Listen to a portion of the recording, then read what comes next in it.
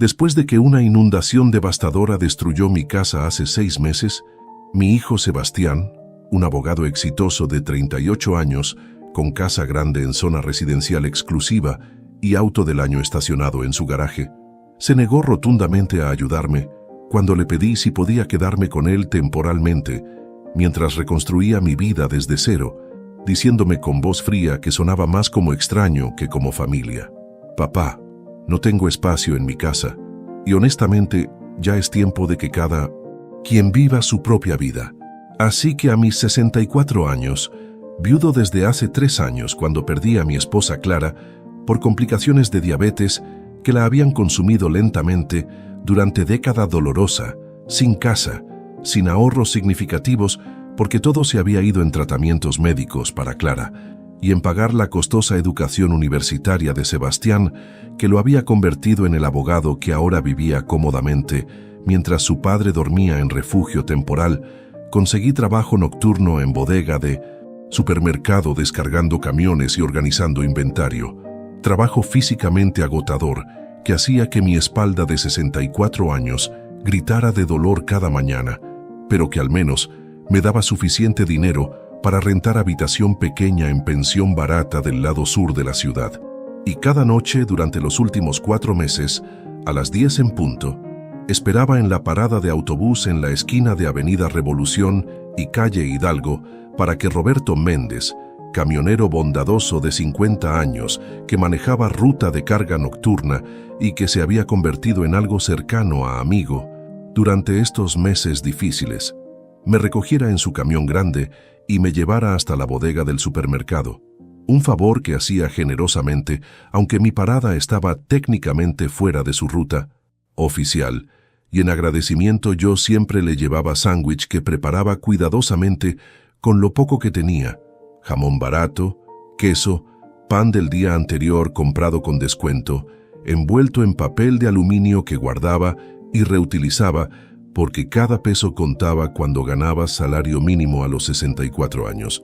Pero esta noche, martes 14 de noviembre, fecha que quedaría grabada en mi memoria para siempre, cuando vi las luces del camión de Roberto acercándose por la avenida oscura, mientras yo esperaba en mi parada habitual con el sándwich en una mano y mi pequeña mochila con termo de café en la otra, algo estaba terriblemente mal. El camión no disminuyó la velocidad como siempre hacía. No se detuvo suavemente en la acera donde Roberto normalmente se estacionaba con sonrisa amigable y saludo alegre. En cambio, el camión aceleró, pasando directamente por mi parada, y por un momento horrible pensé que Roberto no me había visto, que estaba distraído o que había olvidado recogerme. Pero entonces escuché el chirrido agudo de frenos siendo aplicados bruscamente 50 metros más adelante.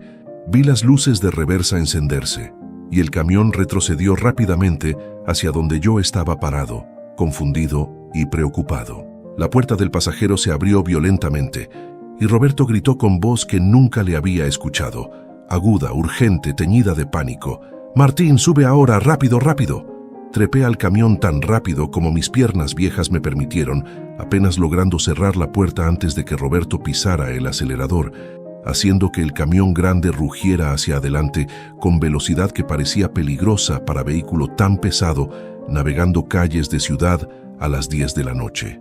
«Roberto, ¿qué pasa? ¿Por qué?», comencé a preguntar, pero él levantó una mano interrumpiéndome, sus ojos moviéndose constantemente entre el camino adelante y los espejos retrovisores, como si esperara que alguien nos siguiera.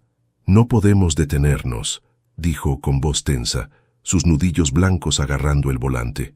«No en su parada habitual, no esta noche. Martín, hay algo que necesito decirle, algo terrible. Su hijo tiene...».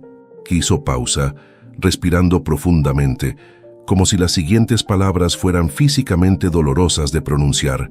«Su hijo tiene un plan para lastimarlo, para matarlo». El mundo se detuvo. El ruido del motor del camión, el sonido del tráfico nocturno fuera, incluso mi propia respiración, todo desapareció en zumbido distante mientras procesaba lo que Roberto acababa de decir. ¿Qué estás diciendo?» «Ayer por la tarde», Roberto continuó, sus ojos todavía escaneando los espejos nerviosamente. «2 hombres me contactaron, me encontraron en mi parada de almuerzo habitual, lo cual ya era extraño porque nunca los había visto antes. Dijeron que tenían propuesta de negocios para mí. Me llevaron aparte a callejón donde nadie podía escucharnos y me ofrecieron 5,000 pesos. 5,000 pesos, Martín, solo por darles información sobre usted. Pero antes de continuar, me gustaría saber si te suscribiste al canal y si te gustó el video. Esto me ayuda a ver que me apoyas y disfrutas de mis historias. Ahora, continuemos. ¿Información sobre mí? ¿Qué tipo de información? Querían saber su horario exacto. ¿A qué hora lo recojo? ¿En qué parada exactamente? Si siempre espera en el mismo lugar. Si hay otras personas alrededor normalmente. ¿Cuánto tiempo se queda solo en esa esquina antes de que yo llegue? Roberto hizo otra pausa, y cuando habló de nuevo su voz temblaba. Martín, al principio pensé que tal vez eran ladrones planeando robo o algo así, pero entonces dijeron algo que me hizo helar la sangre. Dijeron, su pasajero regular, el viejo de 60 y tantos con la mochila, su hijo nos contrató para asegurarnos de que tenga un accidente esta noche, un accidente donde nadie salga lastimado excepto él, pero necesitamos que nos ayudes con los detalles de su rutina. Mi corazón latía tan fuerte que podía escucharlo en mis oídos. Mi hijo, Sebastián, no, tiene que haber error. Sebastián, no. Mencionaron su nombre específicamente. Sebastián Morales, abogado, vive en Lomas de Chapultepec. Dijeron que él los contrató, que les pagó adelanto de 10,000 pesos para resolver su problema de padre. Esas fueron sus palabras exactas, Martín. Resolver su problema de padre. Las palabras golpearon como puñetazos físicos. Mi hijo, el niño que había criado solo durante años después de que Clara quedó inválida, el niño por quien había trabajado 3 empleos simultáneamente para poder pagar su universidad cara, el niño a quien había amado incondicionalmente, a pesar de su distancia emocional creciente durante años, había contratado criminales para matarme. ¿Y qué les dijiste? Mi voz salió apenas como susurro. Les dije que sí, que les ayudaría. Tomé sus 5,000 pesos y fingí estar de acuerdo con el plan. Roberto me miró brevemente, sus ojos llenos de algo que parecía vergüenza.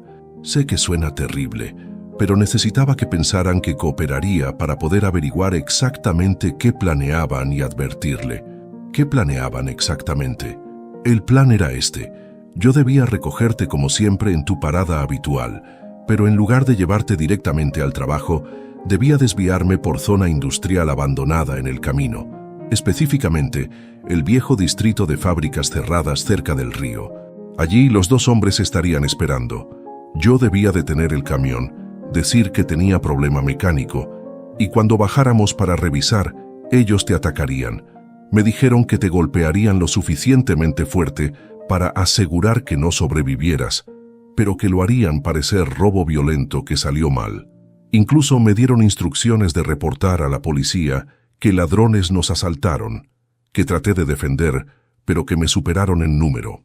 El camión de Roberto continuaba moviéndose a través de las calles nocturnas de la ciudad, mientras yo trataba de procesar la revelación imposible de que mi propio hijo, la única familia que me quedaba en este mundo desde que Clara murió hace 3 años, dejándome completamente solo, excepto por Sebastián, había contratado asesinos para eliminarme como si fuera simplemente problema inconveniente que necesitaba ser resuelto en lugar de ser el padre que había sacrificado todo por él durante 38 años. Necesito entender algo, dije finalmente, mi voz temblando con mezcla de shock y furia creciente. ¿Por qué? ¿Por qué Sebastián querría matarme? Sé que nuestra relación no es perfecta, sé que se negó a ayudarme después de la inundación, pero pasar de rechazo a asesinato, tiene que haber razón. Roberto respiró profundamente, sus manos todavía agarrando el volante con fuerza, mientras navegaba hacia su propia casa en lugar de hacia mi trabajo. Había decidido que era demasiado peligroso llevarme a la bodega esta noche, que necesitaba esconderme hasta que pudiéramos descubrir cómo manejar esta situación sin que me mataran en el proceso. Los hombres mencionaron algo sobre seguro de vida, dijo Roberto cautelosamente. Dijeron que su hijo necesitaba dinero urgentemente, que tenía deudas serias y que usted tiene póliza de seguro con él como beneficiario. ¿Es verdad? La memoria golpeó como rayo. La póliza de seguro de vida que había sacado 20 años atrás cuando Clara estaba viva y Sebastián estaba en universidad, diseñada para proteger a mi familia si algo me pasaba. 500,000 pesos de cobertura, suma que en ese entonces parecía enorme, aunque ahora, con inflación de 2 décadas, era menos impresionante, pero todavía significativa. Y sí, Sebastián era el beneficiario, porque Clara ya había muerto, y él era mi único heredero. Tengo póliza por 500,000 pesos, admití, pero nunca imaginé que, Sebastián, 500,000 pesos es mucho dinero para alguien desesperado, dijo Roberto gentilmente, especialmente si tiene deudas que no puede pagar. Los hombres mencionaron que su hijo les debe dinero a personas peligrosas, prestamistas ilegales, gente que no acepta excusas cuando llega tiempo de pagar. Recordé entonces los últimos meses antes de la inundación, las pocas veces que Sebastián me había llamado, siempre pidiendo préstamos. Papá, necesito 50,000, inversión que salió mal. Papá, ¿podrías prestarme 100,000? Cliente grande que no pagó a tiempo. Yo le había dado lo que podía, vaciando mis ahorros modestos porque era mi hijo, y los padres ayudan a sus hijos sin importar qué. Pero después de la inundación, cuando fui a él necesitando ayuda desesperadamente, de repente no había espacio en su casa, no había dinero para ayudar, solo frialdad y rechazo que me había dolido más profundamente que perder mi casa. La inundación había llegado en mayo, 6 meses atrás, cuando semana completa de lluvias torrenciales había hecho que el río desbordara sus orillas e inundara todo el barrio donde había vivido durante 40 años. La casa modesta que Clara y yo habíamos comprado cuando éramos jóvenes y recién casados, la casa donde habíamos criado a Sebastián, la casa llena de memorias de vida que habíamos construido juntos antes de que la diabetes se llevara lentamente a Clara, dejándola primero débil, luego en silla de ruedas, luego finalmente en cama hasta su último aliento. El agua había subido tan rápido, 1,5 metros en solo 6 horas, que apenas tuve tiempo de salvar algunas fotografías y documentos importantes antes de tener que evacuar, observando impotente desde refugio de emergencia, mientras el agua marrón y sucia tragaba todo lo que poseía. El seguro de casa no cubría daño por inundación. Error estúpido de mi parte al comprar póliza décadas atrás, asumiendo que inundaciones eran tan raras que nunca pasarían. Cuando el agua finalmente retrocedió una semana después, regresé a encontrar estructura dañada más allá de reparación económica. Muebles arruinados, paredes cubiertas de moho negro tóxico, pisos deformados, sistema eléctrico completamente destruido. Los contratistas dijeron que costaría 200,000 pesos mínimo para hacer casa habitable de nuevo, dinero que simplemente no tenía. Así que llamé a Sebastián, mi único hijo, el abogado exitoso que vivía en casa grande con 4 habitaciones. Sebastián, necesito ayuda. La inundación destruyó todo. ¿Puedo quedarme contigo mientras averiguo qué hacer? Solo temporalmente, tal vez 2 o 3 meses, hasta que encuentre solución. Su respuesta había sido entregada con tono de abogado, presentando argumento en corte, frío, lógico, sin emoción. Papá, entiendo que esto es difícil para ti, pero no tengo espacio disponible en mi casa. Mi estudio está lleno de archivos legales. La habitación de huéspedes la uso como gimnasio. Y honestamente creo que es momento de que cada uno viva su propia vida. Ya no eres mi responsabilidad. Eres adulto. Encuentra solución como adulto. Sebastián, tengo 64 años. Perdí todo. No tengo a dónde ir. Hay refugios. Hay programas de asistencia gubernamental. Investiga tus opciones. Y había colgado. Esa había sido nuestra última conversación real hace 6 meses. Desde entonces, silencio total, excepto por mensaje de texto ocasional que yo enviaba. ¿Cómo estás, hijo? ¿Podemos almorzar juntos? Que recibían respuestas de una palabra, si acaso, ocupado. Después, no.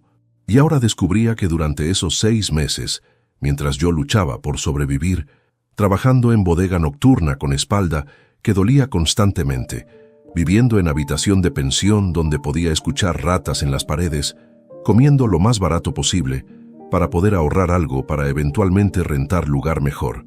Durante todo ese tiempo, Sebastián aparentemente había estado acumulando deudas con criminales y planeando mi muerte para cobrar seguro de vida que ni siquiera sabía que todavía existía.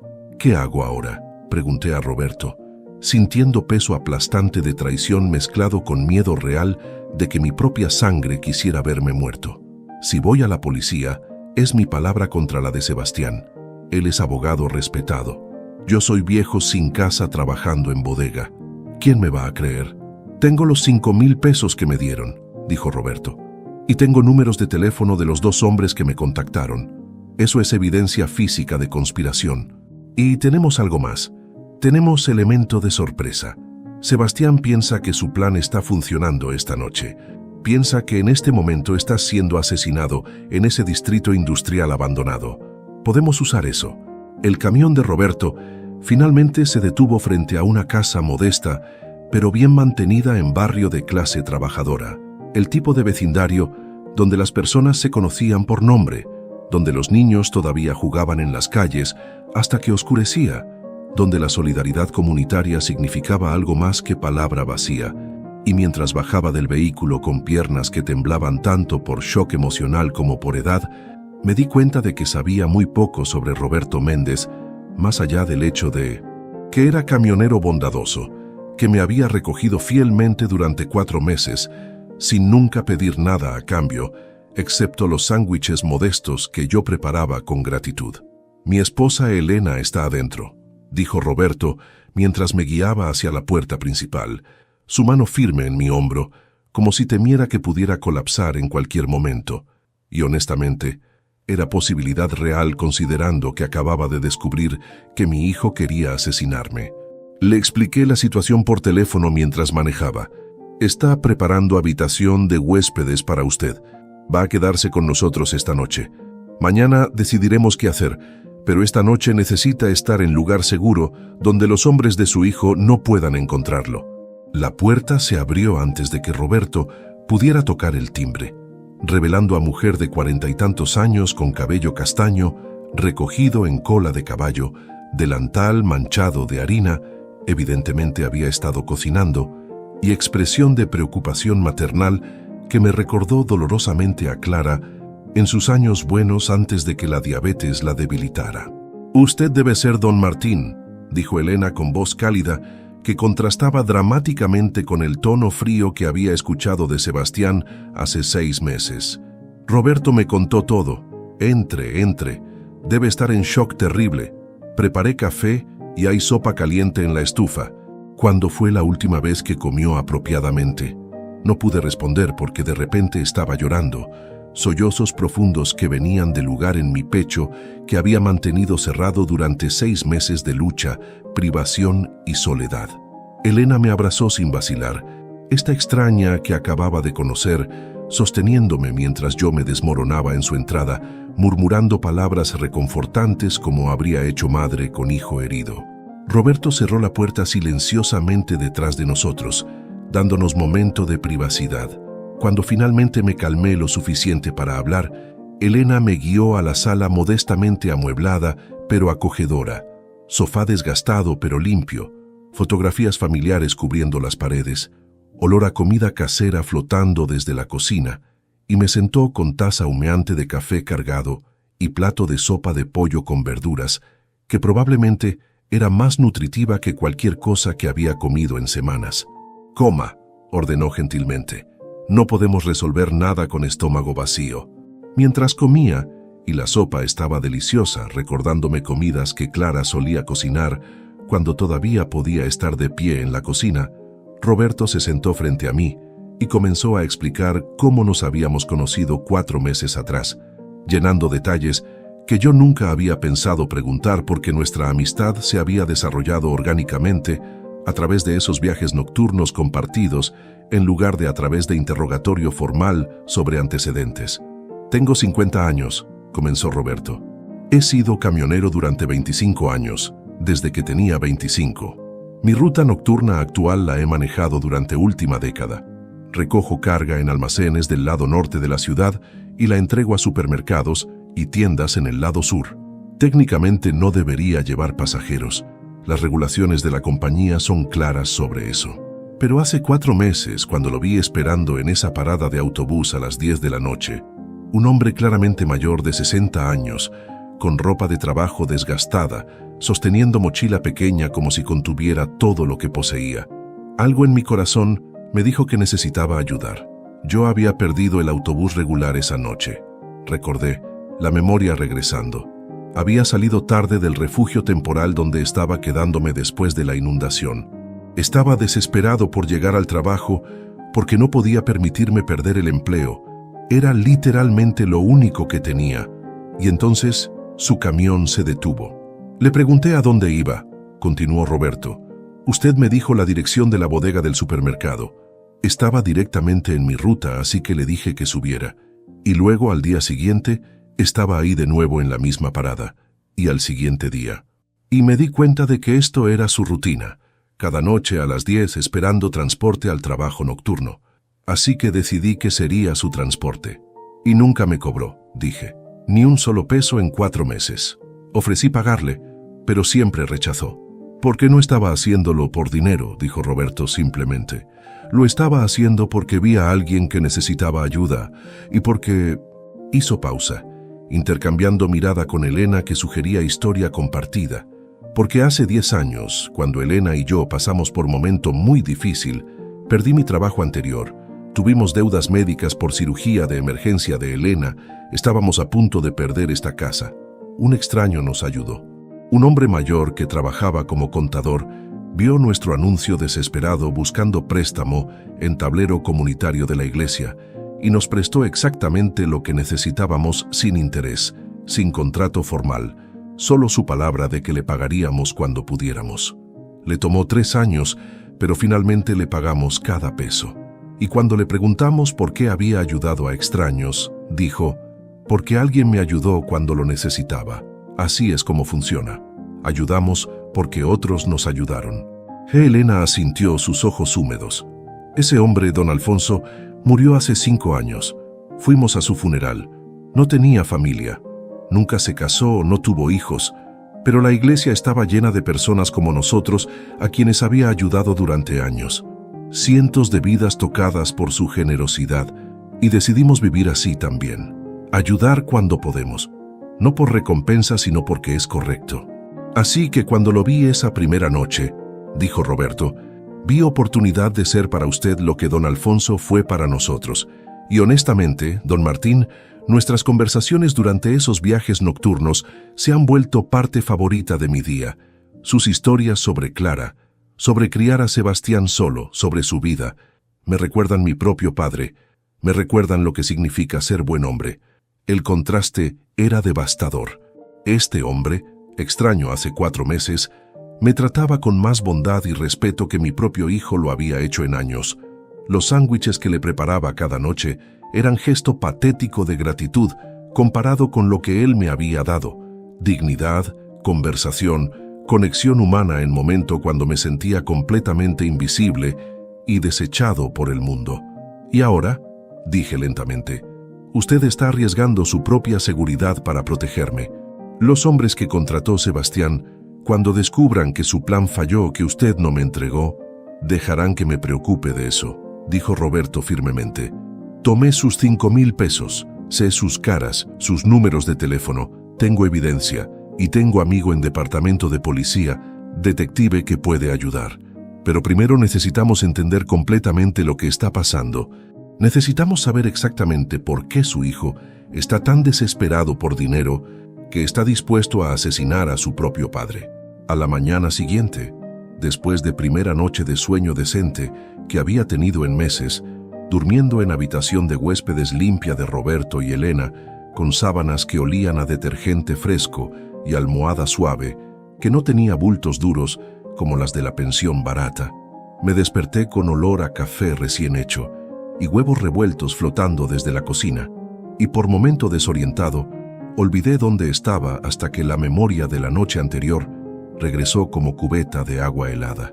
Mi hijo había contratado asesinos para matarme por 500,000 pesos de seguro de vida.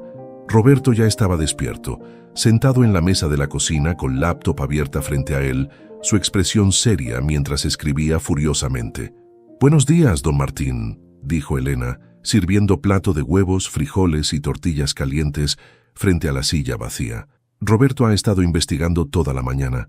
Encontró algunas cosas perturbadoras sobre su hijo. Coma primero, luego él le explicará. Me senté, mi estómago gruñendo con hambre que no había sentido en semanas. Algo sobre estar en casa cálida con personas que genuinamente se preocupaban había despertado mi apetito que había estado suprimido por estrés y depresión durante meses. Roberto esperó hasta que terminé de comer antes de girar la laptop hacia mí, mostrando pantalla llena de artículos de noticias, registros públicos y documentos legales que había logrado acceder a través de conexiones que no explicó completamente.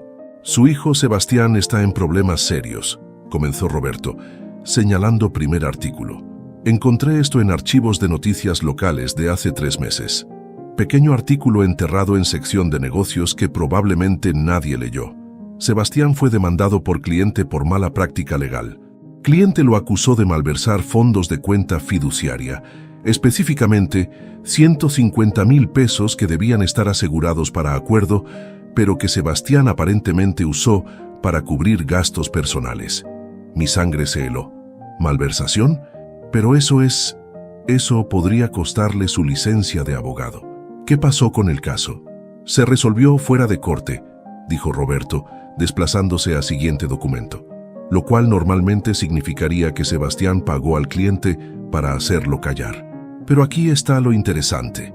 Encontré registros de préstamos que sacó alrededor de ese tiempo. 3 préstamos diferentes de prestamistas privados, totalizando 300,000 pesos. Usó casa como garantía en 2 de ellos. El tercero vino de fuente menos legítima. ¿Qué quiere decir menos legítima?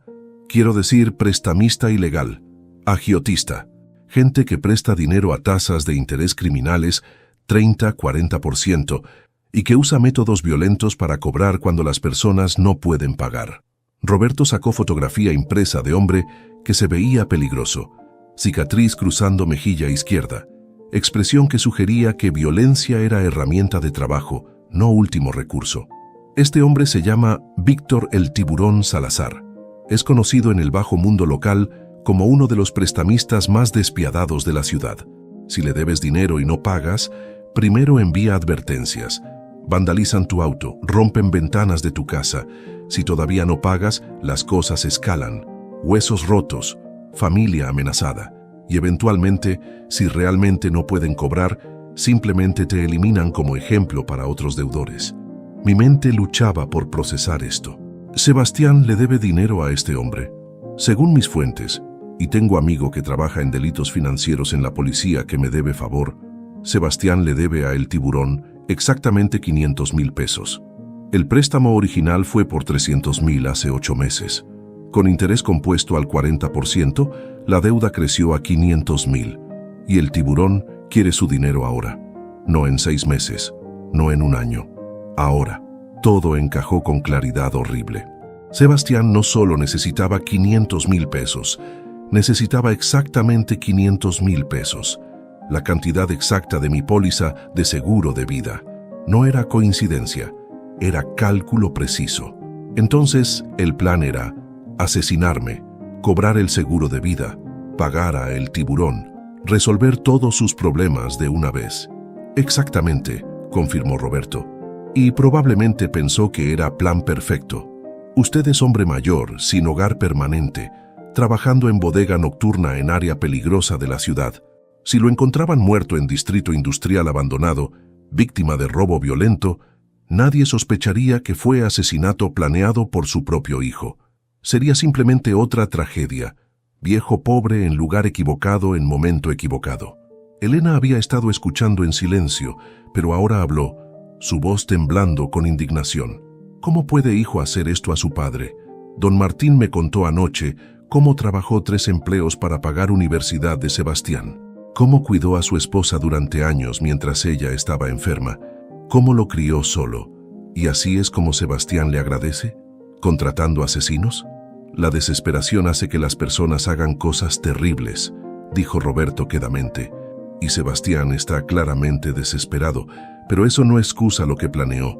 Asesinato es asesinato sin importar la motivación. ¿Qué hacemos ahora?, pregunté, sintiendo mezcla extraña de miedo, furia y tristeza aplastante. Si vamos a la policía con esto, es esencialmente mi palabra contra la de Sebastián. Él es abogado respetado. Puede argumentar que todo es malentendido, que nunca contrató a nadie, que los hombres que hablaron contigo están mintiendo. Ahí es donde mi plan entra, dijo Roberto cerrando la laptop. Los dos hombres que me contactaron, los que supuestamente debían asesinar a usted anoche en el distrito industrial, piensan que el plan fue ejecutado exitosamente. Les envié mensaje de texto anoche desde teléfono desechable diciendo que el trabajo está hecho, el viejo está muerto. Respondieron diciendo que recibiría pago final de 5,000 pesos adicionales una vez que confirmaran la muerte en las noticias. Pero no habrá noticia, dije lentamente, porque no estoy muerto. Exactamente, lo cual significa que en próximos 1 o 2 días, cuando no haya reportes de su muerte, van a contactar a Sebastián preguntando qué salió mal. Van a presionarlo. Y ahí es cuando Sebastián va a pánico. Va a intentar descubrir qué pasó, por qué plan falló. Y en ese pánico va a cometer errores. Errores que podemos documentar, agregó Elena entendiendo el plan. Errores que se convierten en evidencia. Exacto, dijo Roberto. Pero necesitamos más que eso. Necesitamos que Sebastián se incrimine directamente. Necesitamos grabación de él admitiendo que contrató a los asesinos y tengo idea de cómo obtener eso. Me incliné hacia adelante. Estoy escuchando. Los hombres me dieron número de teléfono de Sebastián, supuestamente para emergencias durante el trabajo. Todavía tengo ese número. Y tengo amigo que trabaja en tienda de electrónicos que puede configurar dispositivo de grabación profesional. Aquí está mi plan. Usted llama a Sebastián desde teléfono seguro que no puede rastrear. Le dice que sobrevivió al ataque, que hubo confusión, que escapó, que sabe que él estuvo involucrado. Lo presiona hasta que admita su plan. Y grabamos todo. ¿Y si simplemente cuelga o niega todo? Entonces usamos plan B, dijo Roberto, sacando sobre Manila de su bolsa. Dentro estaban fotografías, las mismas que había tomado de los dos hombres cuando se reunieron con él hace 2 días. Tengo sus caras, tengo sus números de teléfono, tengo los 5,000 pesos que me dieron, con números de serie que pueden rastrearse, y tengo amigo detective que está dispuesto a investigar si le damos razón para hacerlo. Pero la evidencia más fuerte siempre es confesión. Si podemos hacer que Sebastián admita lo que hizo, entonces no hay forma de que escape, terminé. La idea de confrontar a mi hijo, de forzarlo a admitir que había intentado asesinarme, era aterradora y desgarradora a la vez, pero también era necesaria. ¿Cuándo hacemos esto? Esta noche, dijo Roberto. Le damos a Sebastián todo el día para que se ponga nervioso preguntándose por qué no hay noticias de su muerte, para que empiece a sospechar que algo salió mal. Luego, cuando está más vulnerable, lo golpeamos con su llamada. ¿Puede hacerlo? ¿Puede enfrentar a su hijo sabiendo lo que hizo? Pensé en Clara, en cómo habría reaccionado si estuviera viva para presenciar esto. Habría estado devastada, destrozada por el conocimiento de que el niño que criamos juntos se había convertido en alguien capaz de asesinato. Pero también supe que habría querido justicia. Habría querido que Sebastián enfrentara consecuencias de sus acciones. Puedo hacerlo, dije con firmeza. Por Clara y por mí mismo. Merezco saber por qué mi hijo me odia tanto, que preferiría verme muerto. Pasé el día en casa de Roberto y Elena, tratando de mantenerme ocupado, mientras las horas se arrastraban con lentitud dolorosa hacia la noche, cuando haría la llamada que potencialmente destruiría permanentemente cualquier resto de relación con mi hijo. Aunque honestamente, ¿qué quedaba por destruir cuando Sebastián ya había cruzado línea al contratar asesinos para eliminarme? Elena me mantuvo alimentado con comidas caseras que eran pequeños actos de bondad que me recordaban constantemente el contraste cruel entre cómo estos extraños me trataban versus cómo mi propia sangre me había abandonado. Y durante las horas tranquilas de la tarde, mientras Roberto estaba fuera configurando el equipo de grabación con su amigo de la tienda de electrónicos, me encontré sentado en su sala mirando fotografías familiares en las paredes, Roberto y Elena en su boda, sus 2 hijos adultos que ahora vivían en otras ciudades, pero que claramente mantenían contacto cercano basándose en las fotos recientes, de reuniones familiares y me obligué a enfrentar verdad incómoda que había estado evitando durante años. Sebastián nunca había sido el hijo que necesitaba que fuera, y tal vez, más dolorosamente, yo nunca había sido el padre que él necesitaba que yo fuera. Antes de continuar, dime aquí en los comentarios qué te está pareciendo esta historia hasta ahora y qué harías tú en su lugar. No te vayas del video porque lo que viene a continuación te pondrá la piel de gallina. Los recuerdos llegaron en oleadas mientras esperaba. No los recuerdos cuidadosamente editados que había mantenido en mi mente, donde Sebastián era niño dulce, que gradualmente se distanció debido a presiones normales de crecimiento, sino recuerdos más honestos y dolorosos que había enterrado, porque admitirlos significaba reconocer mis propios fracasos como padre. Sebastián tenía 5 años cuando Clara fue diagnosticada con diabetes tipo 1, la variante severa que requería monitoreo constante, inyecciones de insulina múltiples al día y ajustes dietéticos estrictos que transformaron nuestra vida familiar de normal a medicamente regimentada casi de la noche a la mañana. Yo trabajaba entonces como contador en firma pequeña, ganando salario modesto que apenas cubría las necesidades básicas. Cuando llegaron los costos médicos, el medidor de glucosa, las inyecciones de insulina, las visitas al endocrinólogo, las hospitalizaciones de emergencia cuando los niveles de azúcar de Clara fluctuaban peligrosamente, mi salario simplemente no era suficiente. Así que tomé segundo trabajo, luego tercero. Durante años, desde que Sebastián tenía 5 hasta que tuvo 15, trabajaba turnos de 16 horas, mi trabajo de contabilidad de 8 a 5, luego trabajo de noche, como cajero en gasolinera, de 6 a medianoche, y los fines de semana hacía contabilidad freelance para pequeños negocios que no podían pagar contador de tiempo completo. Veía a Sebastián apenas 1 hora en las mañanas antes de la escuela, tal vez 2 horas los domingos si no tenía proyecto freelance urgente. Clara, cada vez más débil por la progresión de su enfermedad, hacía lo mejor que podía, pero estaba frecuentemente demasiado cansada para ser madre activa que Sebastián necesitaba. Cuando Sebastián tenía 12 años, Clara sufrió primer episodio severo de neuropatía diabética, daño nervioso en sus pies, que la dejó con dolor constante y movilidad reducida. Para cuando Sebastián tenía 14, Clara estaba en silla de ruedas. Para cuando tenía 16, ella estaba confinada a cama. Y durante todos esos años, yo trabajaba incansablemente, pagando facturas médicas interminables, manteniendo techo sobre nuestras cabezas, asegurándome de que Sebastián tuviera lo básico que necesitaba. Pero lo que no le di fue tiempo, atención, presencia emocional. Estaba tan consumido por mantener a flote nuestra situación financiera, tan agotado por trabajar 3 empleos mientras cuidaba a esposa cada vez más enferma, que Sebastián esencialmente se crió solo.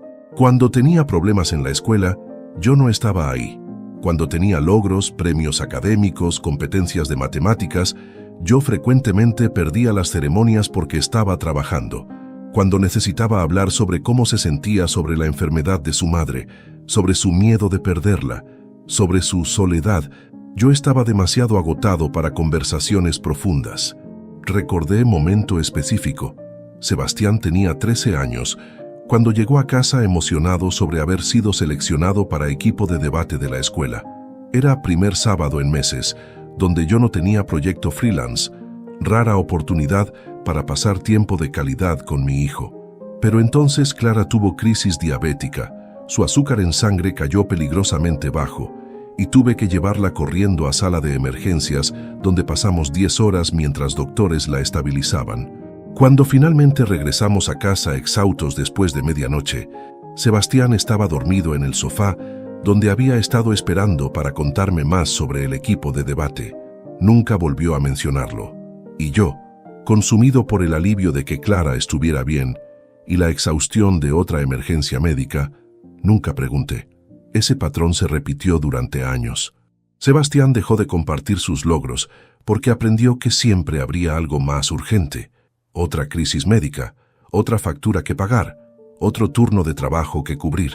Se volvió autosuficiente por necesidad, cuidándose a sí mismo, tomando sus propias decisiones, construyendo muros emocionales porque aprender a necesitar atención que nunca llegaría era menos doloroso que necesitarla constantemente y ser decepcionado. Cuando llegó tiempo de universidad, Sebastián había obtenido calificaciones excelentes. Principalmente, sospechaba ahora, porque el éxito académico era área donde podía controlarlo completamente sin depender de nadie más. Fue aceptado en programa de derecho prestigioso. Yo estaba orgulloso, por supuesto, pero también aterrado porque la matrícula era astronómica. Saqué préstamos, refinancié la casa, vendí auto y empecé a tomar autobús al trabajo. Y por primera vez en años, le dije a Sebastián directamente: «Estoy haciendo esto por ti, sacrificando todo para que puedas tener mejor vida que la que yo tuve». Lo que pretendía como declaración de amor paternal, Sebastián probablemente escuchó como: «Te debo todo, ahora estás en deuda conmigo». Y tal vez tenía razón. Tal vez inconscientemente estaba construyendo el libro mayor de sacrificios que esperaba que Sebastián eventualmente pagaría con gratitud, devoción, presencia en mi vida cuando yo fuera viejo. Clara murió cuando Sebastián tenía 35, hace 3 años. Para entonces, él ya era abogado establecido, ya había construido vida que no me incluía excepto como obligación periódica, llamada telefónica mensual, almuerzo incómodo cada pocos meses donde conversación era forzada y llena de silencios tensos. En el funeral de Clara, Sebastián estuvo presente pero emocionalmente distante, dando condolencias que sonaban como las que daría a cliente en lugar de expresión de dolor por perder a su madre. Y después del funeral, cuando regresó a su vida en otra parte de la ciudad, nuestro contacto se volvió aún más esporádico. Ahora, mirando hacia atrás con claridad brutal que crisis trae, entendí. Había criado a Sebastián para ser independiente, para no necesitar a nadie, para valorar éxito financiero por encima de conexión emocional, porque eso era lo que yo había modelado durante toda su infancia. Y cuando esa independencia se volvió aislamiento, cuando ese enfoque en éxito financiero se torció en disposición a hacer cualquier cosa por dinero, incluyendo asesinar a su propio padre, podía realmente sorprenderme.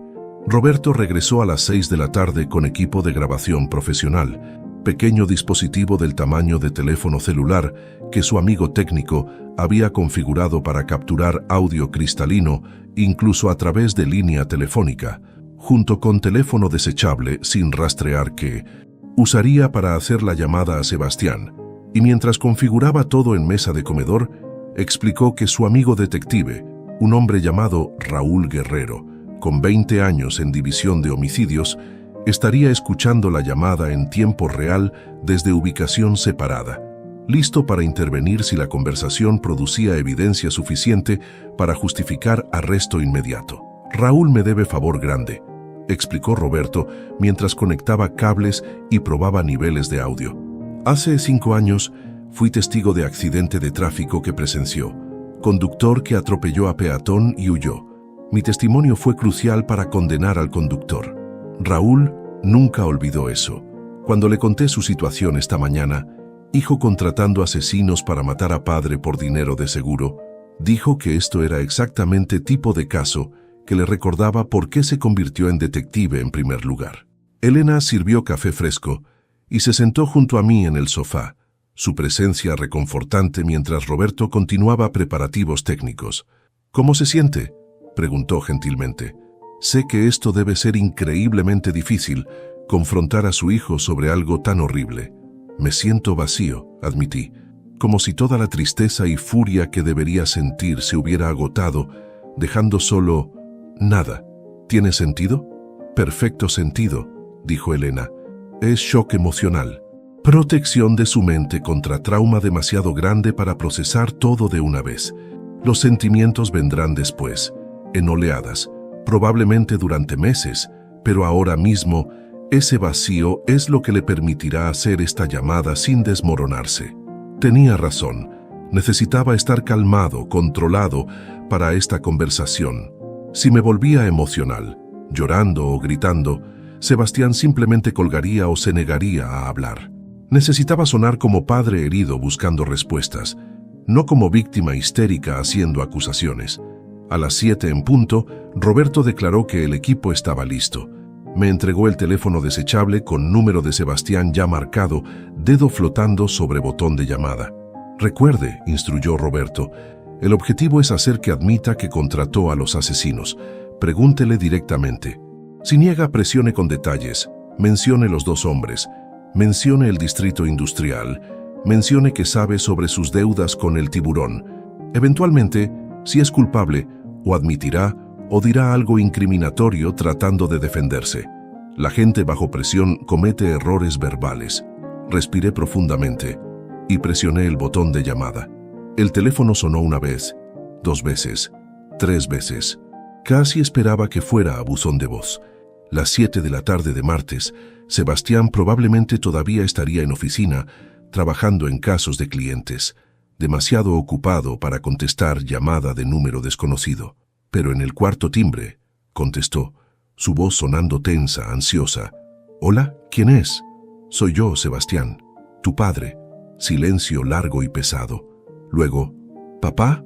¿Cómo conseguiste este número? Tu teléfono normal muestra diferente». «Estoy usando teléfono prestado. El mío se dañó anoche, durante el incidente». «¿Qué incidente?» Su voz subió ligeramente en tono. No preocupación, sino algo más cercano a pánico, apenas controlado. «¿De qué estás hablando?» «Estoy hablando», dije lentamente, cada palabra deliberada, «del ataque, en el distrito industrial, los 2 hombres que contrataste para matarme». El silencio esta vez fue absoluto. Podía escuchar su respiración a través de la línea, rápida, superficial. Finalmente, «No sé de qué estás hablando. Debes estar confundido. ¿Estás tomando medicamentos? ¿Tuviste algún tipo de episodio?» «No estoy confundido, Sebastián, y no tuve episodio. Tuve escape muy cercano de ser asesinado por criminales que tú pagaste. Querían hacerlo parecer robo violento, pero el plan falló. Estoy vivo y sé que fuiste tú quien lo organizó. Eso es ridículo, completamente ridículo. ¿Por qué querría lastimarte? Eres mi padre. 500,000 pesos, dije. La póliza de seguro de vida donde eres beneficiario. Esa es la cantidad exacta que le debes a Víctor Salazar, el tiburón, tu prestamista ilegal que quiere su dinero ahora». Escuché inhalación aguda. «¿Cómo sabes sobre eso?» «Así que admites que le debes dinero a el tiburón». Eso es asunto privado. Nada que ver contigo. Tiene todo que ver conmigo cuando tu solución a tu problema de deuda es asesinarme y cobrar mi seguro de vida. Los hombres que contrataste, Sebastián, hablaron con camionero que me lleva al trabajo. Le ofrecieron 5,000 pesos por entregarme en el lugar donde planeaban matarme. Afortunadamente, él es mejor persona que tú. Me advirtió en lugar de entregarme. No contraté a nadie. Esto es malentendido. Alguien está tratando de incriminarte o de incriminarme o... No sé, pero no tuve nada que ver con esto. Entonces explica por qué los hombres mencionaron tu nombre específicamente. ¿Por qué sabían sobre la póliza de seguro? ¿Por qué el plan era ejecutarse anoche exactamente? Martes por la noche cuando normalmente estoy en camino al trabajo. No tengo que explicar nada. No hice nada malo. Cambié de táctica, dejando que genuina emoción filtrara en mi voz. Sebastián, soy tu padre. Te crié solo durante años después de que tu madre enfermó. Trabajé 3 empleos para pagar tu educación. Sacrifiqué todo por ti. ¿Y así es como me pagas? ¿Contratando asesinos? Tú nunca estuviste ahí. La explosión salió de él repentinamente. Años de resentimiento contenido derramándose. Trabajabas 3 empleos, sí, pero eso significaba que nunca te vi. Nunca fuiste a mis eventos escolares. Nunca tuvimos conversaciones reales. Me dejaste cuidar a mamá cuando estaba muriendo mientras tú estabas en uno de tus preciosos trabajos. Y luego, cuando necesitaste ayuda después de la inundación, actuaste como si te debiera algo por todos tus sacrificios. Bueno, ¿sabes qué? No te debo nada. Hiciste esas elecciones. No yo. Entonces, admites que estás resentido conmigo. Resentido suficiente para quererme muerto. No dije eso, pero lo pensaste, probablemente durante años. Y cuando te metiste en deuda con el tiburón, cuando necesitabas exactamente 500,000 pesos, recordaste la póliza de seguro. Y pensaste, ¿por qué no? El viejo no tiene casa, no tiene nada. Nadie lo extrañaría, y yo resolvería todos mis problemas. «Cállate», Sebastián gritó. «No sabes nada sobre mi vida, sobre la presión que estoy bajo, sobre...» Se detuvo abruptamente, dándose cuenta de que había dicho demasiado. ¿Sobre qué, Sebastián? Sobre la presión de deber 500,000 pesos a criminal violento, sobre haber malversado fondos de cliente y necesitar desesperadamente dinero para cubrir tu error antes de que te descubran, sobre ver asesinato de tu padre como solución conveniente a todos tus problemas. El silencio del otro lado de la línea se extendió durante 10 segundos completos. Podía escuchar a Sebastián respirando pesadamente, procesando el hecho de que yo sabía demasiado para que esto fuera simplemente especulación de padre paranoico, que tenía información específica sobre sus deudas, sobre la malversación de fondos, sobre los detalles de su plan de asesinato, y cuando finalmente habló de nuevo, su voz había cambiado de defensiva a algo más peligroso, calculadora, fría, el tono de abogado evaluando daños y buscando estrategia de salida. «Estás grabando esta llamada, ¿verdad?», preguntó Sebastián. «Por eso estás siendo tan específico, tratando de hacerme decir cosas incriminatorias. Hay alguien más escuchando ahora mismo. Policía, probablemente. No tenía sentido mentir. Sí, esta llamada está siendo grabada. Y sí, hay detective escuchando. Porque intentaste asesinarme, Sebastián, tu propio padre. ¿Realmente pensaste que no buscaría justicia?» «Justicia», repitió Sebastián con risa amarga. «Hablas de justicia como si tuvieras superioridad moral, pero convenientemente olvidas que me abandonaste emocionalmente durante toda mi infancia, que elegiste trabajar en lugar de ser padre real, que dejaste que mamá muriera sola, mientras tú estabas en turno nocturno en esa gasolinera estúpida, ganando pesos miserables que ni siquiera cubrían sus medicamentos. Tu madre no murió sola.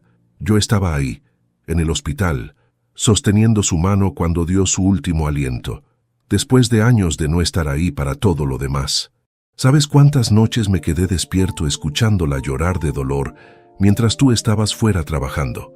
¿Cuántas veces tuve que inyectarle insulina porque tú no estabas disponible? Tenía 14 años, papá.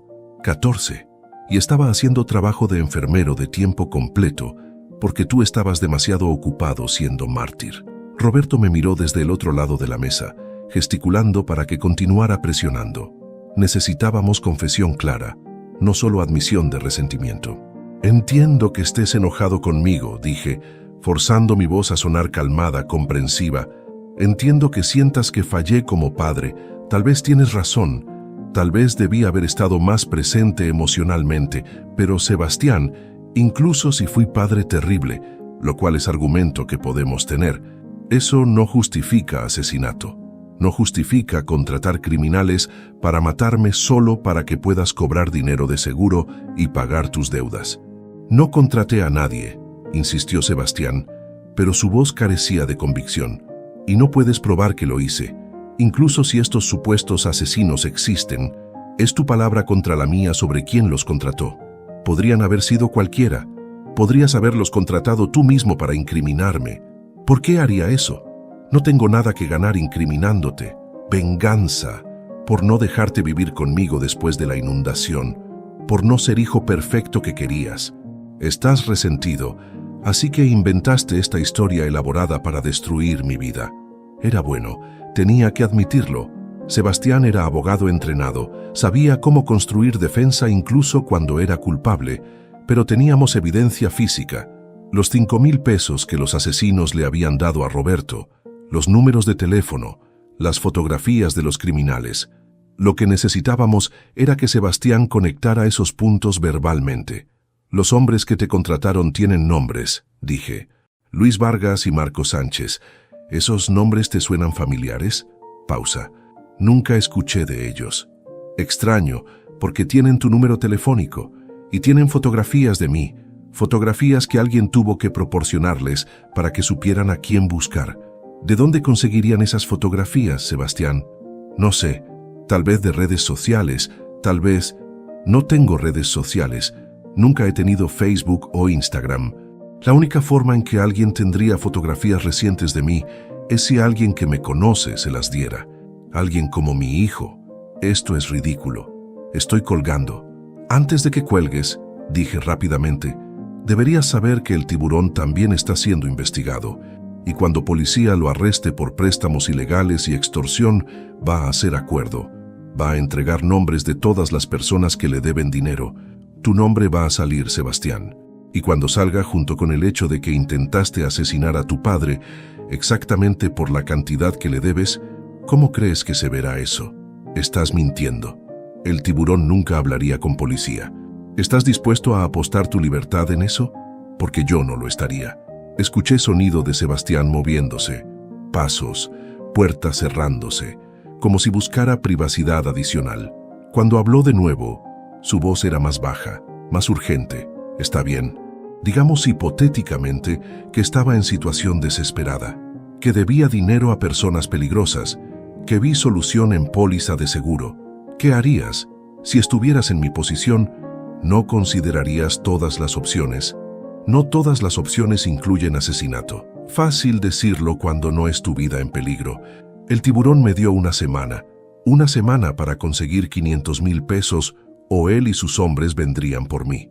¿Sabes lo que le hacen a personas que no pagan? No solo te golpean, te rompen huesos de formas que nunca sanan correctamente, te queman con cigarrillos, te cortan dedos, y si todavía no pagas, van tras tu familia. Yo soy tu familia. Exactamente, eres mi familia, lo cual significa que si no pago, el tiburón vendría por ti de todas formas. Entonces pensé que tal vez había forma de resolver ambos problemas simultáneamente. Mi sangre se heló. ¿Resolver ambos problemas? Explícame cómo asesinarme resuelve problema del tiburón viniendo por mí. Si ya estás muerto, no puede lastimarte. Y yo consigo dinero para pagarle. Win-win. Roberto gesticuló violentamente. Teníamos suficiente. Esto era confesión clara, pero yo necesitaba escuchar más. Necesitaba entender completamente qué había pasado con mi hijo. ¿Cuándo decidiste esto? ¿Cuándo exactamente decidiste que asesinar a tu padre era solución aceptable? No lo sé. Hace un mes, tal vez, cuando el tiburón vino a mi oficina con 2 de sus hombres y me dio ultimátum. Me senté esa noche tratando de pensar en formas de conseguir 500,000 pesos rápidamente. ¿Vender casa? No, tardaría meses. ¿Pedir préstamo bancario? No, mi crédito ya está destruido. ¿Pedir prestado a amigos o colegas? No tengo amigos lo suficientemente cercanos que me prestarían esa cantidad. Y entonces recordé la póliza de seguro. Recordé que todavía existía porque vi documentos cuando estaba ayudándote a organizar papeles después de que mamá murió. ¿Tu primer pensamiento fue matarme para cobrarla? No mi primer pensamiento, pero después de considerar todas las otras opciones, parecía la más limpia, la más eficiente. Eficiente, repetí, la palabra sonando obscena aplicada a asesinato de padre por hijo. ¿Cómo encontraste a Luis y Marco? A través de conocido que tiene conexiones con bajo mundo. Le dije que necesitaba problema resuelto discretamente. Me conectó con ellos. Les pagué 10,000 adelanto. Prometí 20,000 más después de que terminara el trabajo. 30,000 total, más los 5,000 que le diste a Roberto. 35,000 pesos es precio que pusiste en mi vida. No es sobreprecio, es sobre supervivencia, mía. ¿Y qué hay de mi supervivencia? ¿No importa? Honestamente, Sebastián suspiró. No tanto como la mía. Eres viejo, estás solo, no tienes casa, trabajas en bodega ganando salario mínimo. Tu vida ya terminó efectivamente. La mía apenas está comenzando. Tengo 38 años. Todavía puedo arreglar esto si tengo oportunidad, pero solo si resuelvo problema del tiburón. Las palabras dolieron más de lo que esperaba. Escuchar confirmación de que mi hijo me veía como desechable, como vida que valía menos que la suya, como inconveniencia que podía eliminarse. La línea telefónica crepitó con silencio incómodo mientras yo procesaba las palabras de Sebastián. Su admisión casual de que mi vida valía menos que la suya porque yo era viejo, solo, pobre, mientras él era joven con vida apenas comenzando. Y Roberto me miró desde el otro lado de la mesa con expresión que mezclaba pena y furia, haciendo gesto de cortar la garganta que significaba que teníamos más que suficiente evidencia grabada para arresto, pero algo en mí necesitaba continuar esta conversación hasta su conclusión horrible, porque después de 38 años de ser padre de este hombre, merecía entender completamente en qué se había convertido mi hijo. Sebastián, dije lentamente, cuidadosamente, ¿alguna vez sentiste algo por mí? ¿Amor? ¿Afecto? ¿Incluso respeto básico? ¿O siempre fui solo medio para un fin? La persona que pagaba tus cuentas, que financiaba tu educación, que existía únicamente para servirte hasta que ya no fuera útil. Eso no es justo, protestó Sebastián, pero su voz carecía de convicción real.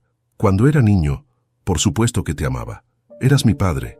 Pero luego mamá se enfermó y tú desapareciste en tus trabajos y aprendí que amor es condicional, que está basado en utilidad.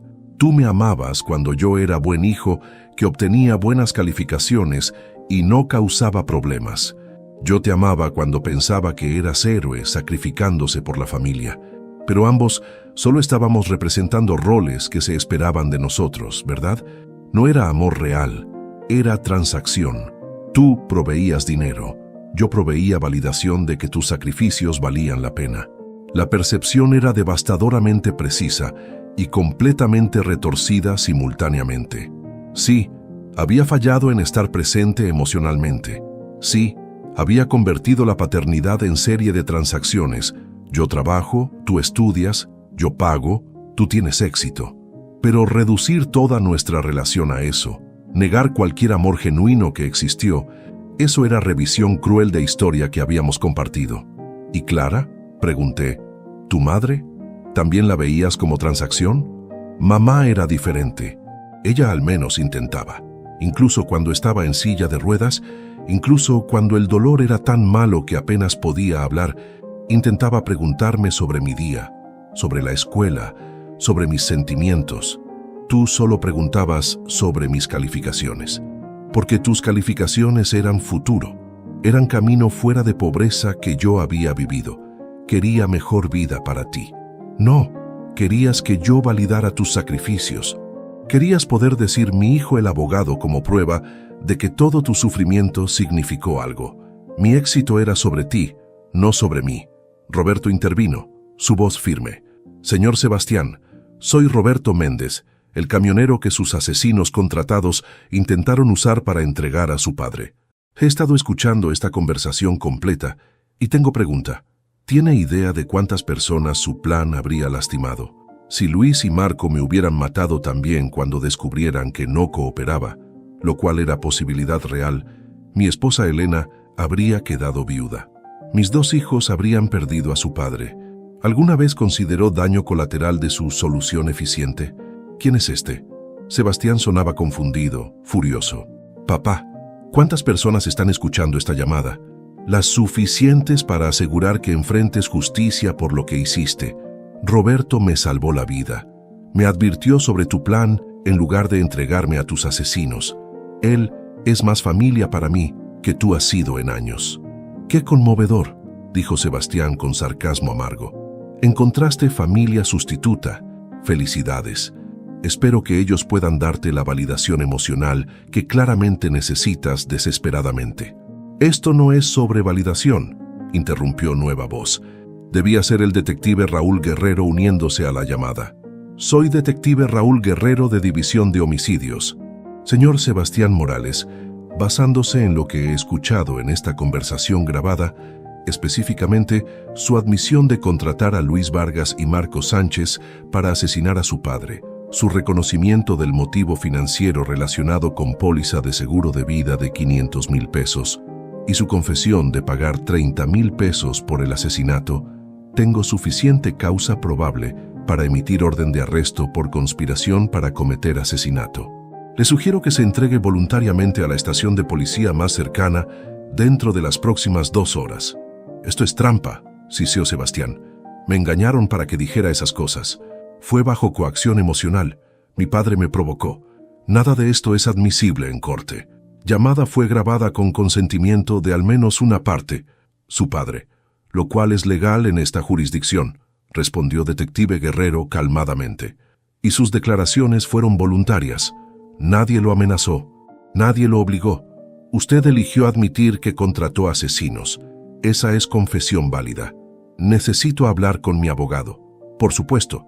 Tiene derecho a abogado, pero la orden de arresto se emitirá de todas formas. 2 horas, señor Morales. Después de eso, enviaremos oficiales a buscarlo. Y créame, es mucho mejor para usted entregarse voluntariamente que ser arrestado en su oficina frente a colegas y clientes. Papá, dijo Sebastián, su voz cambiando de nuevo, esta vez a tono suplicante que no había escuchado desde que era niño pequeño, pidiendo algo que realmente quería. Papá, por favor, no hagas esto. Podemos resolver esto de otra manera. Te pagaré de vuelta cada peso que alguna vez te di. Te ayudaré a encontrar lugar mejor para vivir. Podemos reconstruir nuestra relación. Solo retira la acusación. Dile a la policía que fue malentendido, que exageraste. Por favor. Era momento que había imaginado en algún nivel durante toda mi vida de padre. Mi hijo necesitándome desesperadamente, rogándome ayuda, finalmente mostrando vulnerabilidad en lugar de distancia fría. Pero el contexto lo hacía grotesco en lugar de gratificante. No me necesitaba como padre.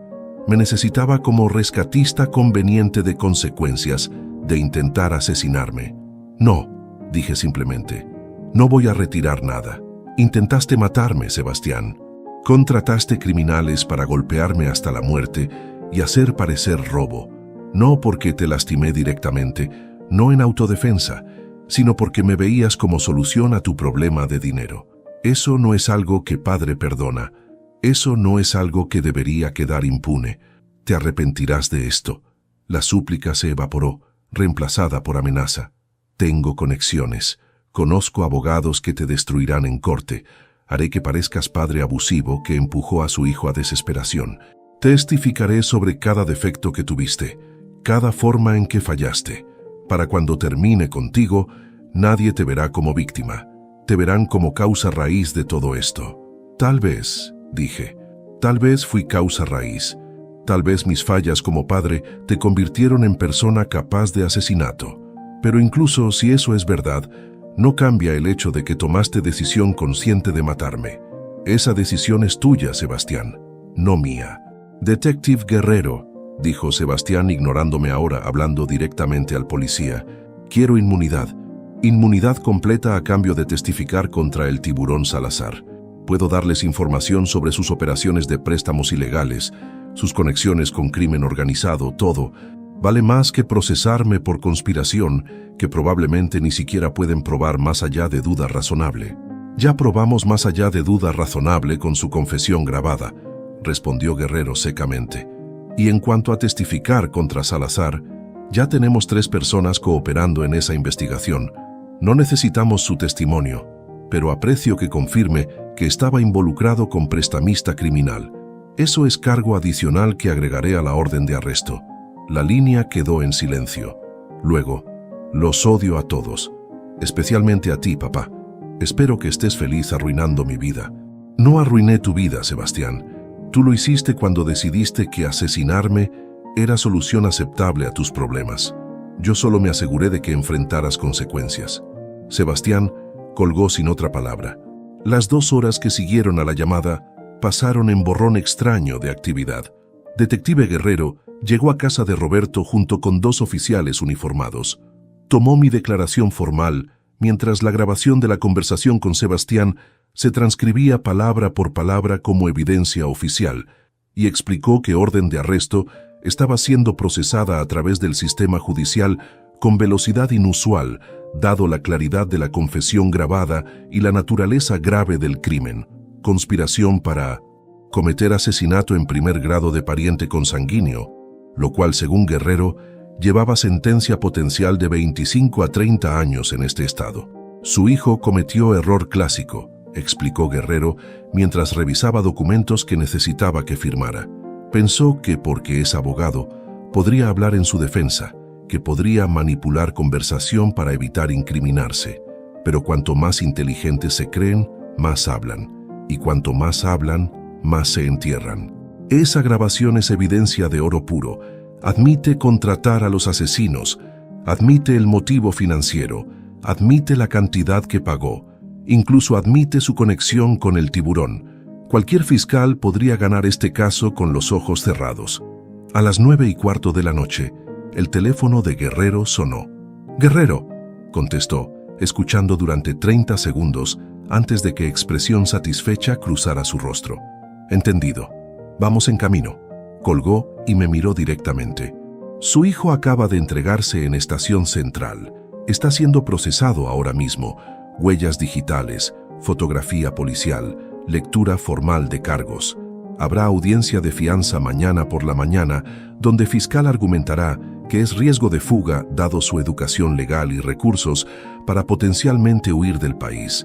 ¿Quiere estar presente en la audiencia? No es requerido, pero muchas víctimas encuentran cierre al ver al acusado formalmente acusado. Quiero estar ahí», dije sin vacilar.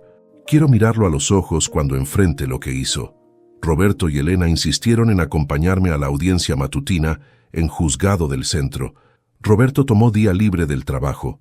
Elena preparó desayuno sustancial antes de salir porque nadie debería enfrentar algo así con estómago vacío.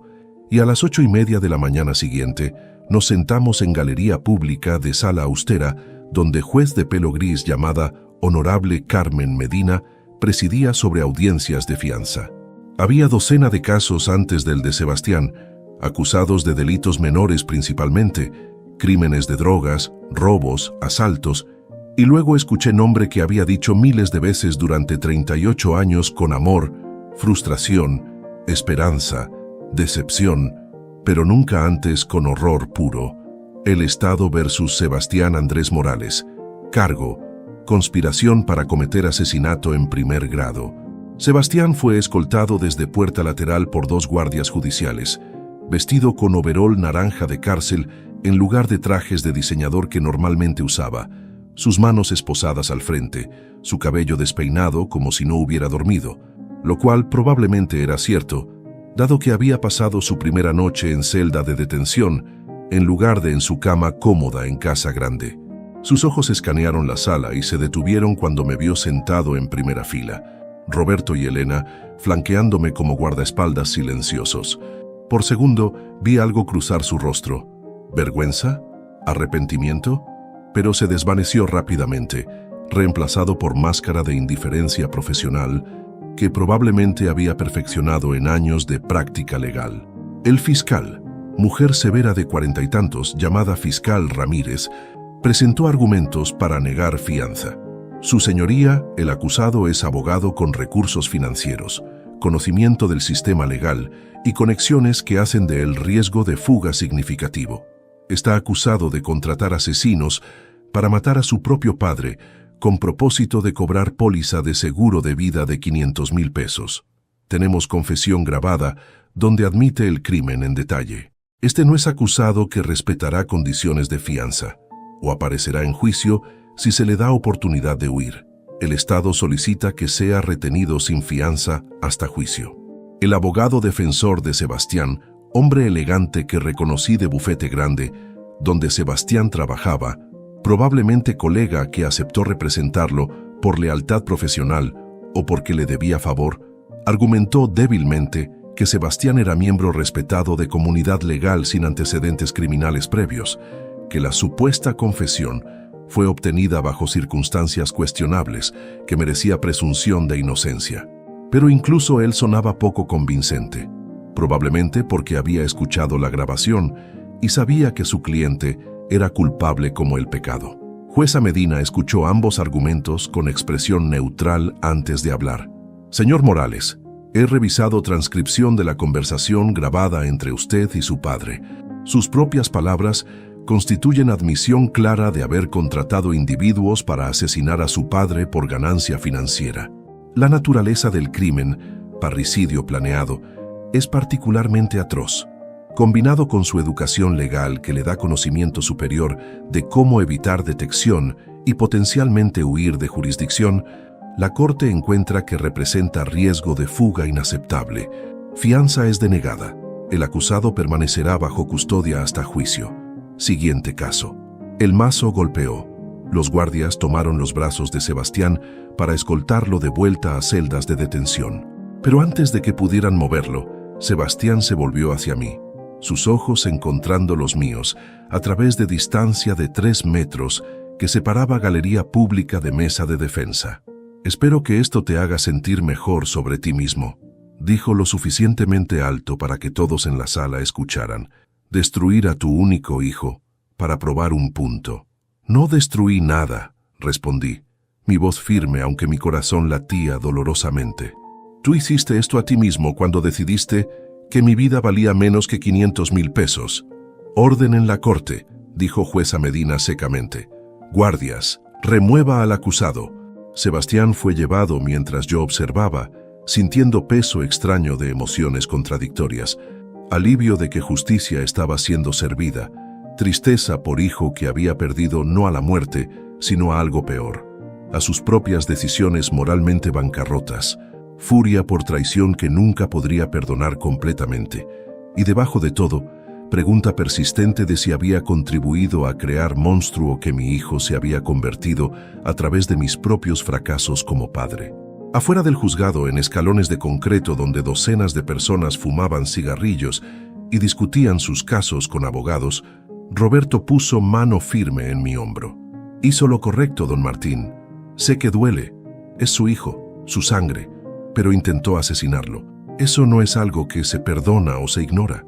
Lo sé, dije, pero saberlo intelectualmente no hace que duela menos. Elena me abrazó. Su abrazo maternal, algo que no había experimentado desde que Clara murió. Viene con nosotros. Nada de regresar a esa pensión horrible. Quedarse en nuestra casa el tiempo que necesite. Y vamos a ayudarlo a reconstruir, encontrar trabajo mejor, ahorrar para apartamento decente. Porque aunque perdió un hijo, ganó familia que realmente se preocupa por usted. Las siguientes semanas pasaron en serie de reuniones legales, deposiciones donde conté mi historia repetidamente a fiscales, construyendo caso contra Sebastián, sesiones con trabajador social asignado por corte para evaluar mi estado mental y situación de vida, entrevista con reportero de periódico local que había detectado historia y quería escribir artículos sobre abogado acusado de planear asesinato de padre por dinero de seguro. 6 meses después de la audiencia de fianza, donde vi a Sebastián ser escoltado de vuelta a celda de detención, me encontraba sentado en la misma sala de corte austera, ahora mucho más llena con reporteros, curiosos y espectadores atraídos por caso de alto perfil que los medios habían titulado El abogado parricida, esperando el veredicto del jurado que había deliberado durante 3 días después de juicio de 2 semanas, donde cada detalle horrible de la conspiración de Sebastián, para mí asesinarme había sido expuesto bajo luces brillantes del escrutinio público. Durante esos 6 meses, mi vida había cambiado de maneras que nunca habría imaginado posibles cuando estaba viviendo en pensión barata, trabajando turnos nocturnos en bodega, sintiendo como si el mundo me hubiera olvidado completamente, excepto como fuente de ingresos ocasional para hijo que secretamente planeaba mi muerte. Roberto y Elena habían insistido en que me quedara con ellos no solo temporalmente, sino permanentemente, convirtiendo su habitación de huéspedes en mi habitación con nivel de cuidado y atención que me recordaba dolorosamente lo que familia verdadera debería sentirse, no transaccional, no condicional, sino basada en genuino afecto mutuo y respeto que no requería validación constante o pago. Roberto me había ayudado a encontrar trabajo mejor, todavía modesto, todavía manual, pero durante día en lugar de turnos nocturnos agotadores, en almacén de distribución, donde su primo era gerente, trabajo que pagaba 3 veces lo que había ganado en bodega de supermercado y que venía con beneficios básicos de salud que no había tenido en años. Elena me había llevado de compras para ropa apropiada. Había insistido en que comiera 3 comidas completas al día, en lugar de sobrevivir con sándwiches baratos y café instantáneo. Me había llevado a doctor para chequeo completo, que reveló presión arterial peligrosamente alta y principios de diabetes, irónico eco de la enfermedad que había matado a Clara, que ahora estaba siendo manejada con medicamentos que seguro proporcionaba. Físicamente, me sentía mejor de lo que había sentido en años. Emocionalmente, estaba procesando trauma de descubrir plan de asesinato de mi hijo con ayuda de terapeuta que Elena había encontrado, mujer de 60 años llamada doctora Silvia Torres, que se especializaba en trauma familiar, y que me había ayudado a navegar sentimientos complejos sobre Sebastián sin ser consumido por culpa o furia. Pero nada de esa curación hacía que este momento fuera más fácil. Sentado en galería de corte, esperando escuchar si Jurado encontraría a mi único hijo culpable de intentar asesinarme, sabiendo que veredicto de culpabilidad significaría que Sebastián pasaría décadas en prisión, que cualquier posibilidad microscópica de reconciliación eventual sería destruida permanentemente. Roberto estaba sentado a mi derecha, Elena a mi izquierda, sus presencias como anclas manteniéndome conectado a tierra mientras puerta de sala de deliberación del jurado se abría y 12 hombres y mujeres que habían escuchado cada palabra del juicio archivaban de vuelta a sus asientos con expresiones cuidadosamente neutrales que no revelaban nada sobre su decisión. El juicio mismo había sido experiencia surrealista de escuchar historia más privada y dolorosa de mi vida. Mi fracaso como padre, la enfermedad de Clara, la distancia emocional entre Sebastián y yo, mis múltiples trabajos que significaron ausencia física constante durante infancia de Sebastián, ser diseccionada y analizada por extraños en trajes caros que convertían tragedia humana en argumentos legales técnicos. El equipo de defensa de Sebastián había construido exactamente la narrativa que él había amenazado durante nuestra llamada telefónica, pintarme como padre emocionalmente ausente y abusivo que había empujado a Sebastián a punto de quiebre psicológico a través de años de negligencia, que la supuesta conspiración de asesinato era realmente cry de ayuda de hombre desesperado que había sido condicionado desde infancia para ver relaciones solo en términos transaccionales, porque eso era lo que yo había modelado. Señoras y señores del jurado, había argumentado abogado principal de defensa, hombre llamado licenciado Fernández, con cabello plateado perfectamente peinado y voz que goteaba con descendencia calculada. Durante sus alegatos finales, mi cliente Sebastián Morales no es monstruo, es víctima. Víctima de padre que trabajaba 3 empleos, no porque tenía que, sino porque eligió hacerlo, porque eligió dinero sobre presencia emocional, porque eligió poder decir, proveo financieramente, sobre poder decir, estoy ahí para ti emocionalmente. Escucharon testimonios sobre cómo Sebastián, a edad de 14 años, tuvo que cuidar a madre inválida porque su padre estaba trabajando turno nocturno en gasolinera. 14 años inyectando insulina, cambiando sábanas, escuchando a su madre llorar de dolor mientras su padre estaba ausente. ¿Qué hace eso así que de niño? ¿Cómo afecta su capacidad de formar relaciones saludables, de procesar estrés, de tomar decisiones bajo presión extrema? Había continuado durante 45 minutos, tejiendo narrativa donde yo era villano y Sebastián era víctima desafortunada de mi negligencia parental, donde su decisión de contratar asesinos era resultado directo de condicionamiento psicológico que yo había infligido. La fiscal Ramírez había destrozado metódicamente ese argumento en su refutación. El abogado defensor quiere que sientan lástima por Sebastián Morales. Quiere que vean a niño de 14 años cuidando a madre enferma y olviden al hombre de 38 años que contrató criminales para golpear a su padre de 64 años hasta la muerte.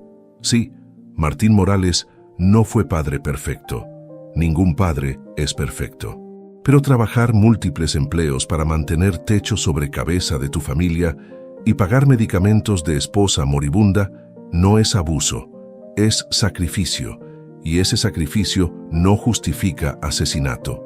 Ella había reproducido la grabación completa de mi conversación telefónica con Sebastián, haciendo que Jurado escuchara con sus propios oídos mientras mi hijo admitía contratar a Luis Vargas y Marco Sánchez, admitía pagar 30,000 pesos por el asesinato, admitía su lógica fría de que mi muerte era solución eficiente a sus problemas financieros.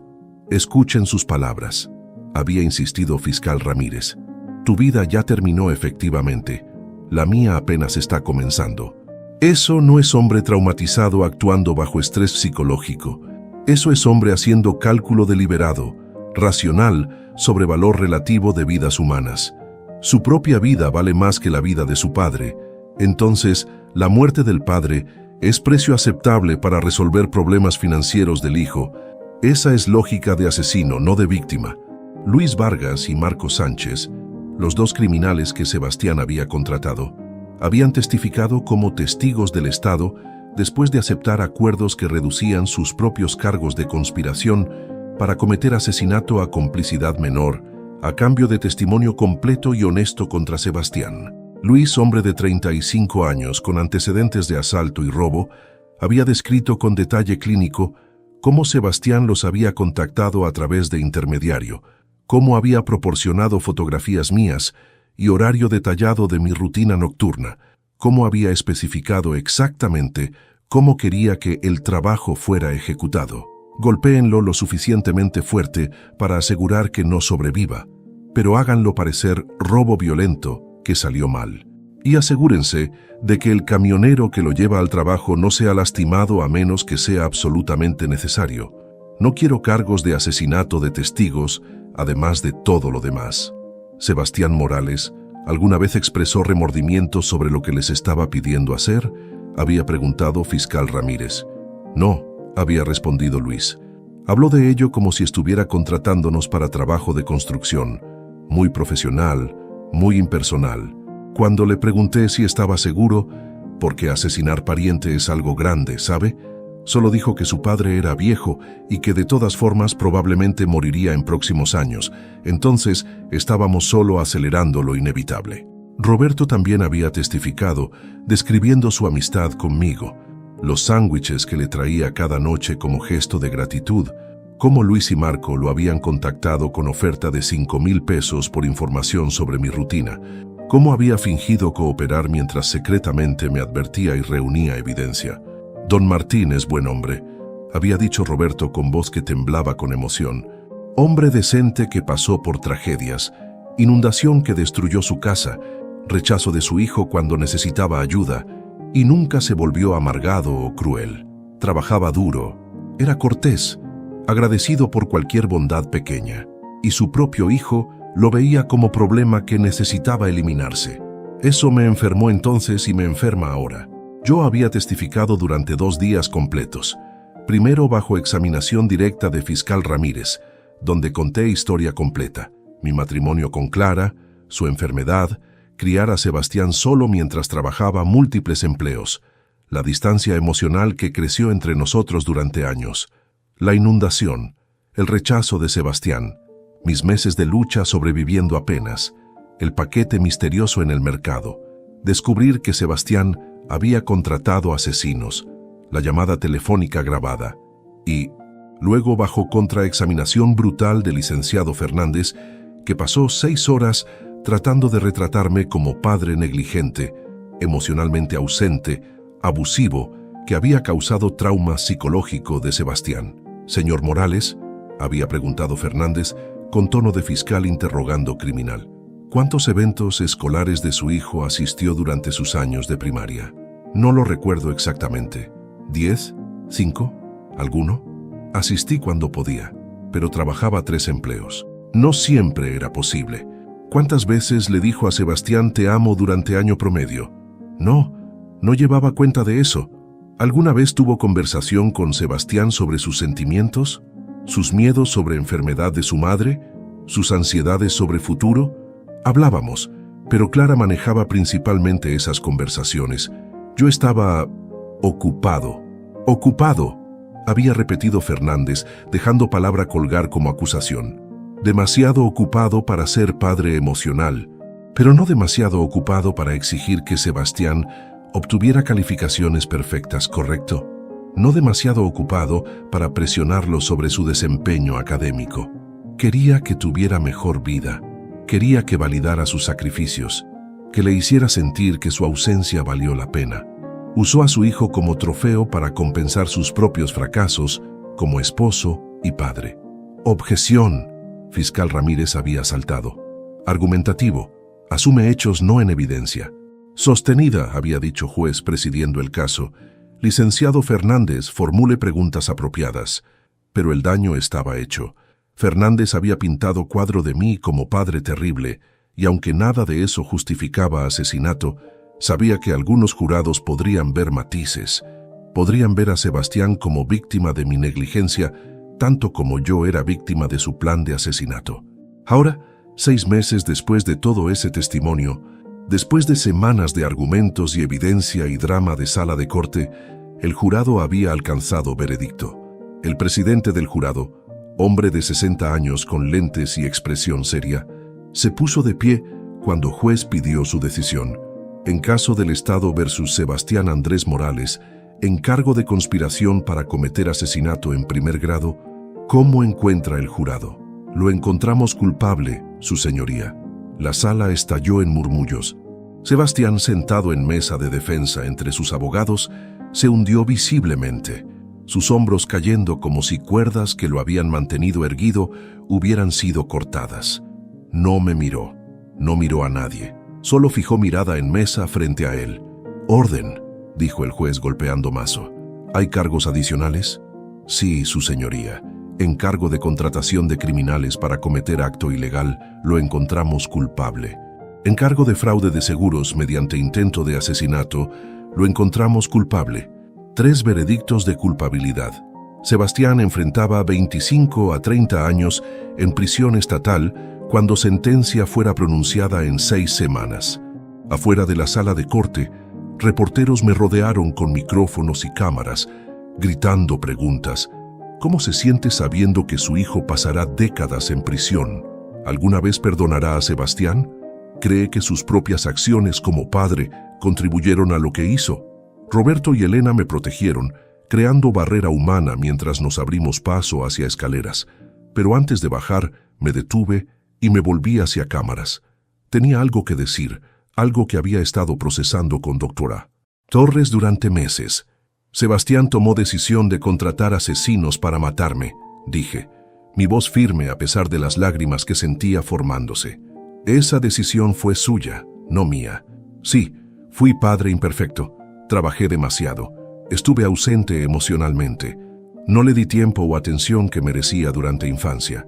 Esas son mis fallas, y vivo con ellas cada día. Pero esas fallas no justifican asesinato. Muchas personas tienen padres imperfectos. La mayoría no crece para contratar asesinos. Sebastián hizo elección consciente, calculada, y ahora enfrenta consecuencias de esa elección. No siento alegría por su condena. Siento tristeza profunda por vida desperdiciada, por potencial nunca realizado, por relación padre-hijo que nunca fue lo que debió ser. Pero también siento alivio de que justicia fue servida, que mi vida fue valorada por sistema legal, incluso si no fue valorada por mi propio hijo. «¿Qué hará ahora?», gritó reportera. «Viviré», respondí simplemente. «Con familia verdadera, no sangre sino personas que eligieron amarme sin condiciones. Roberto y Elena Méndez me salvaron la vida y me dieron hogar cuando mi propio hijo me rechazó. Ellos son mi familia ahora, y voy a pasar resto de mis días siendo clase de persona que merezca esa bondad». 6 semanas después, en audiencia de sentencia, el juez sentenció a Sebastián a 28 años en prisión estatal, sin posibilidad de libertad condicional, durante 22 años. Sebastián tendría 66 años, mi edad actual, cuando fuera elegible para libertad condicional. El juez pronunció palabras duras. «Señor Morales, usó su educación legal e inteligencia no para servir justicia, sino para planear crimen atroz contra su propio padre. Traicionó no solo a su familia, sino a profesión legal. Merece cada día de esta sentencia». Sebastián finalmente me miró cuando guardias lo escoltaron fuera de sala. Nuestros ojos se encontraron por último tiempo. No vi arrepentimiento, no vi amor, solo vacío.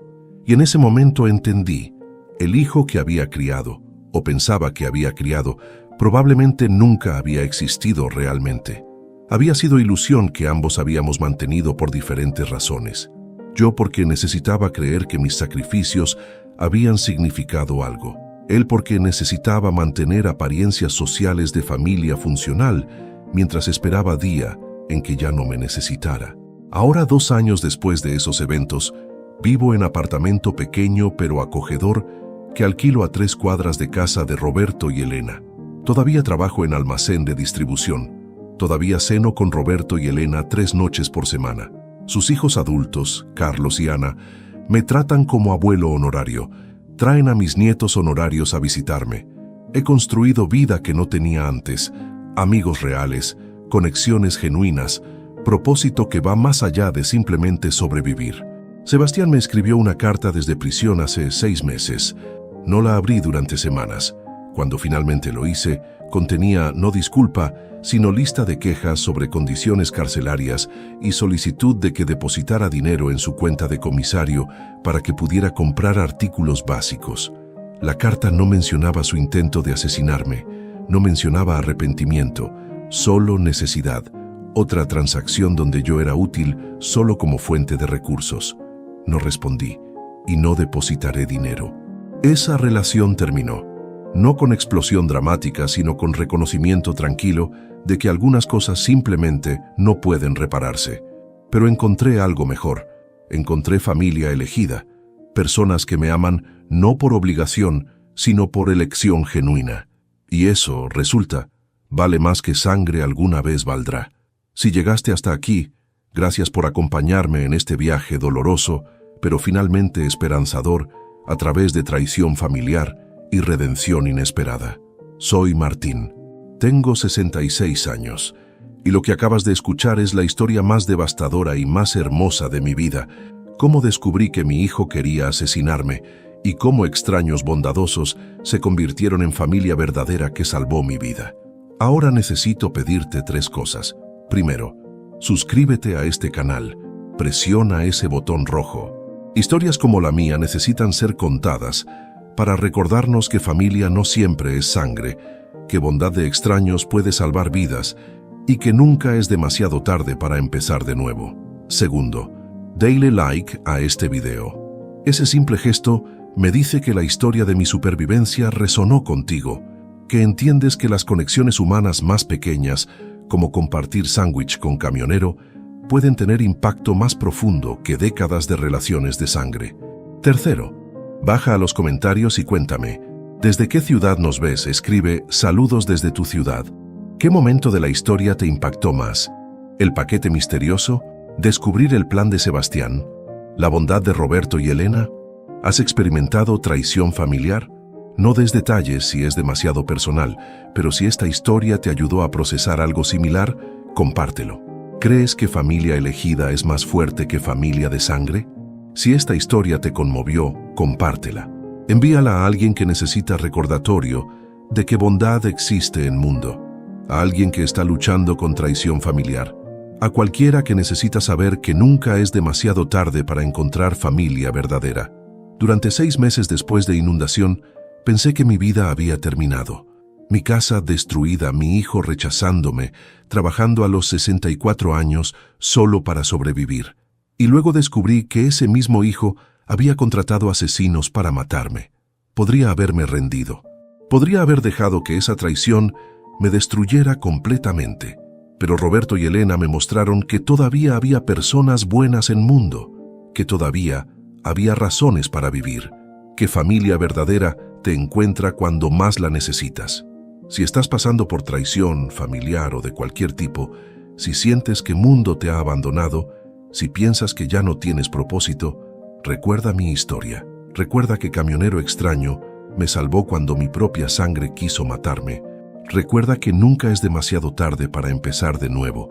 Y si eres persona que ve a alguien luchando, alguien mayor esperando en parada de autobús, alguien trabajando duro solo para sobrevivir, alguien que necesita ayuda, sé como Roberto. Detén el camión. Ofrece ayuda. Acepta el sándwich que ofrecen como gratitud, porque nunca sabes cuándo ese gesto simple de bondad salvará vida. Gracias por escuchar mi historia. Gracias por honrar mi supervivencia, quedándote hasta el final. Aviso legal importante. Esta es una historia completamente ficticia, creada exclusivamente con fines de entretenimiento.